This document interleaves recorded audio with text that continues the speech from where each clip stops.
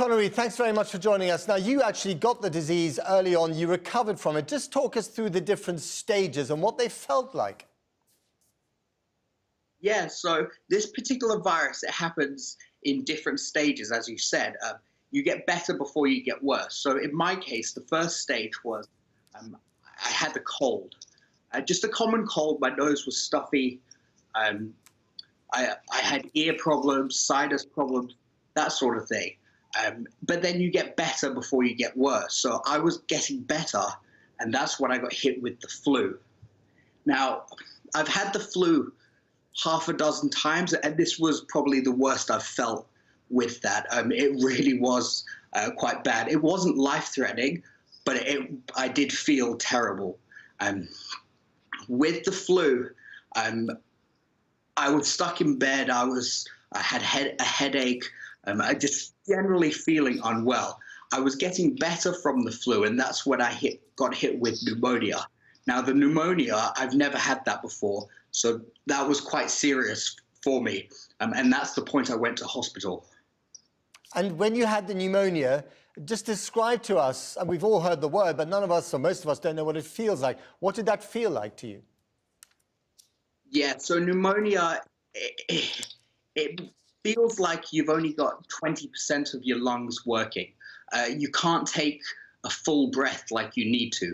If you stand up and go and walk into the kitchen, you're out of breath because you just can't get that breath. It also sounds like you're breathing through a bag. Your breath is very crackly and croaky. It generally is not a fun thing at all, and it can be very, very serious. And you're young and you look healthy, so that must have been a really scary thing. Yeah, during that time it was. Just because I don't really drink, I don't smoke, and having that problem was very scary, just because breathing's vital to life. If you can't breathe, you can't live. And so having that being affected was quite a serious thing.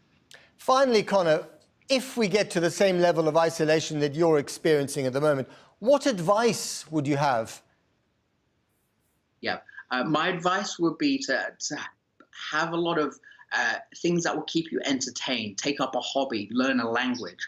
I would also advise that people don't panic. Panic doesn't help anybody. If there is an isolation crisis where everybody has to be isolated, they shouldn't think about themselves, but think about other people.